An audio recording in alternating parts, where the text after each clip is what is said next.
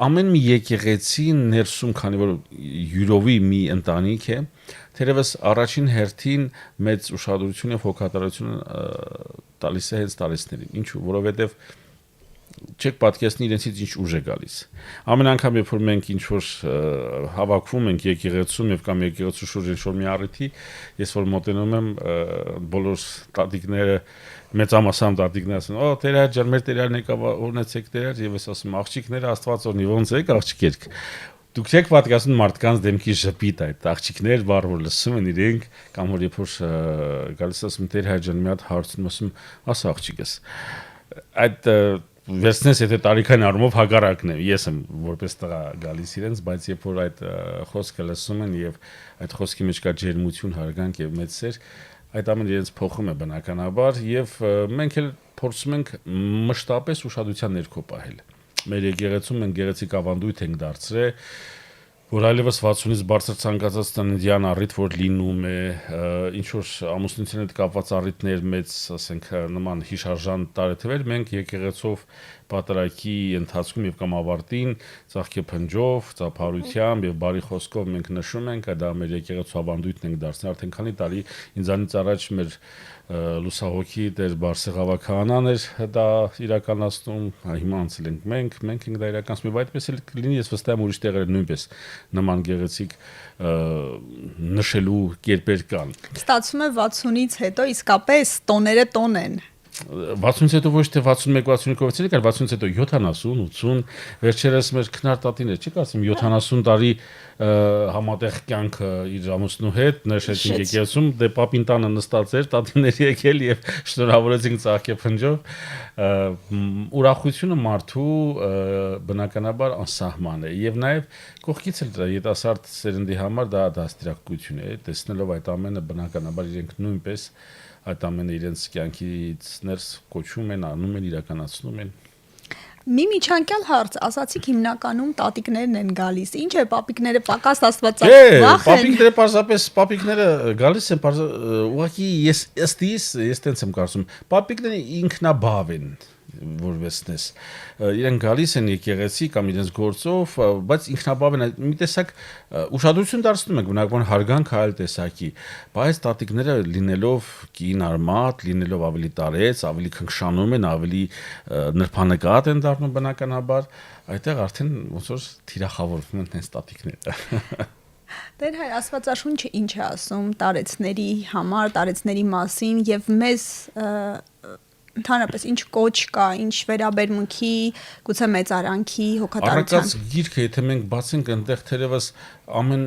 ուղիղ եւ թամ ոչ ուղիղ խոսքի մեջ եւ տողատակում, եթե նաեւ ավելի առաջ գնանք ամենասկզբում 10-բանից վերցնելով հարգիր հորնումորդ, պատվիր հորնումորդ։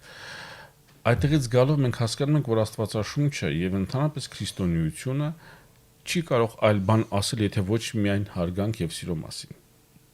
Որովհետև եթե մենք նայում ենք տարբեր դրվագներ Աստվածաշնչում եւ կամ ասենք թե ավետարաններում նկարագրություններ, ապա տեսնում ենք, որ տարեց մարդու իմաստությունը մշտապես հարգվել է։ Արդեն գալիս է մի ժամանակ, երբ որ դու ստանում ես իրավունք այդ հասարակության մեջ խոսելու եւ գալիս է մի ժամանակաշրջան, երբ որ այլևս քո խոսքը դառնում է վճռորոշ։ Այդ ծերակույտի խոսքը, եթե մենք նայում ենք այդ ավանդույթը, որ այսօր եկել է ավականին, որ կոչվում է ինչ որ մի քաղաքի ավականին, որ որոշում պետք է կայացնի, իրականության մեջ այդ ավականին մեջ պետք է պարունակեր 60, 50, 60 տարեկան մարդկանց կյանքի փորձառությամբ, այլ ոչ թե յետասարդ 22-24 տարեկան, ովքեր որ այդ բառի բացատրության ներքո չեն կարող մտնել, զերծ ամեն քաղաքականությունից դա սեփական մոտեցումն է իմ, ապա մենք կտեսնենք, որ Աստվածաշունչը ինքնին թելադրում է մեզ այդ պատվելու պարագան։ Եվ երբ որ մենք պատվիրանը բացում ենք, այնտեղ չի ասում պատվիր քո հորն ու մորը միայն։ Եվ չի բացատրում հայրն ու մայրը քո հենց ով են։ Այսինքն այս պատվելու գործընթացի հրահանգը ընդհանրական է։ Չի կարող Աստված քեզ պատվեր տա, որ դու հորն ու մորդ սիրես պատվես եւ ամենևին ուրիշի հորն ու մորը այդ սերն ու վերաբերմունքը չցուցաբերես։ Ինչու է անznավորված պատվիր հորն ու մորդ, որովհետեւ ամեն մարդ անznապես ոչ թե ընտրական պատվեր դա պետք է դիտի, այլ անձնական պատվեր, հրահանգ, հրաման նաև Աստծուց պատվելու հորն ու մորը։ Տեր Շմավոն, ասացեք խնդրեմ, հայ առաքելական եկեղեցին վաստակած հանգստի անցած մեր քաղաքացիներին, տարեցներին ինչ հատուկ ծրագրեր կամ ինչ հրավերներ ունի եւ ընդհանրապես Աստվածաշունչն ինչ է ասում տարեցների հետ կապված։ Տեսեք, մի ստվար ժամանակահատված կար, երբ եկեղեցու մշտական պահպանողները, եկեղեցի հաճախողները մշտական հենց այդ տարեց հասակի մարդիկ էին, երբ դեռևս խորհրդային շրջանում արգելված էր, երիտասարդները, ովքեր որ ավելի աշխատում են, պարտիական են, ինչ-որ մի ձևով խուսափում են եկեղեցի գալուց եւ տարեցներն են այն կորիզը կազմում եւ այդ տարեցների շնորհիվ է այսօր որ շատ բան պահպանվել եւ փոխանցվել նաեւ երիտասարդ մեր սերնդին, որ այսօր յուրաքանչյուր եկեղեցի մտնես եկեղեցին եւ երիտասարդացել է եւ պահելով այն հին տարեց իր մշտական այցելուներին, հավատացյալներին օր-օրի աճում է։ Իսկ ինչ ենք մենք առաջարկում ամենաառաջինը ավելիով սեր, քան կարելի է պատկերացնել։ Եթե մենք մտածենք, որ հատուկ ամեն կիրակի ինչ որ մի ծրագիր փորձում ենք իրականացնել տարածքների հետ կապված, դժվար։ Թերևս այս պարագային մենք ավելի շատ համագործակցում ենք սոցիալական որոշակի կազմակերպությունների հետ, մեր այցելությունները, ծերանոցներ, խնամքի կենտրոններ, բնականաբար։ Տեր հայր, ինչ խորհուրդ կտաք ընտանիքներին, հարազատներին, զավակներին, վերաբերմունքի առումով տարեց մարդկանց նախասիրությանը, ուխտագնացուներին այցելելուն, ինչպիսին պիտի լինի վերաբերմունքը։ Մի բացասական երևույթ կա, որ շատ ընտանիքներում շատ ընտանիքներում դա տեսանելի է, որ իրենց թվում է, որ իրենց հայրը կամ մայրը, որ արդեն տարեց, անպայման պետք է տանը նստի։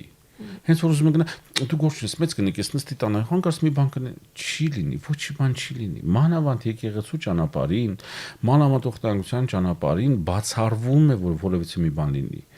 Իսկ առավել եւս ուխտագնացությունների ժամանակ դուք պետք է տեսնեք մեր ետասարդները ավելի եւ կամ ավելի ետասարդ երեխաները տիկնայինք ինչպես են խնամում այդ պահին մեծահասակները միշտ նստում են, եթե սեղան չունենք ճաշելու ինչ-որ մի տեղ, մեծահասակները պարտադիր նստում են, մենք կողքերս էս պտտվում ենք։ Ոնց են հյուրասիրում, բերում, տանում, պալանում, որևիցե մի կերպով հոգատարության այդ շունչը այնտեղ շատ մեծ է, սերը։ Եվ ընտանիքի անդամները ոչ միայն պետք է չարքի լինեն, հəl իրենք վեր կենան եւ գան։ Հասկանալու համար թե ինչից են իրանք փորձում զերծ պահել կամ զրկել իրենց հայրիկին կամ մայրիկին, տատիկին կամ պապիկին։ Եվ ամենակարևորը չպետք է դադարել այդ սիրելուց, հա։ Երբեմն այո, տարեցները ավելի չափից ավելի ուշադրություն են պահանջում, հարկի եւ անհարկի, բայց անհարկին չեմ կարող օգտագործել, միշտ էլ հարկի, որովհետեւ այլևս իրենք այն շրջանում են, որ մշտապես ուշադրություն իրենք պետք է ունենան։ Եվ գուցե դա մեզ մի քիչ նեղում է, գուցե դա մեզ ինչ-որ մի խնդիր առաջացնում, բայց երբ որ ամեն անգամ մենք մտովի հիշենք, թե երբ որ իրանք ետասարդ են, մենք երեխա ենք, ինչ ուշադրության են մեզ իրենք ուշադրություն են տալի մեզ, մեր նկատմամբ ինչ ուշադրություն են իրանք ունենում,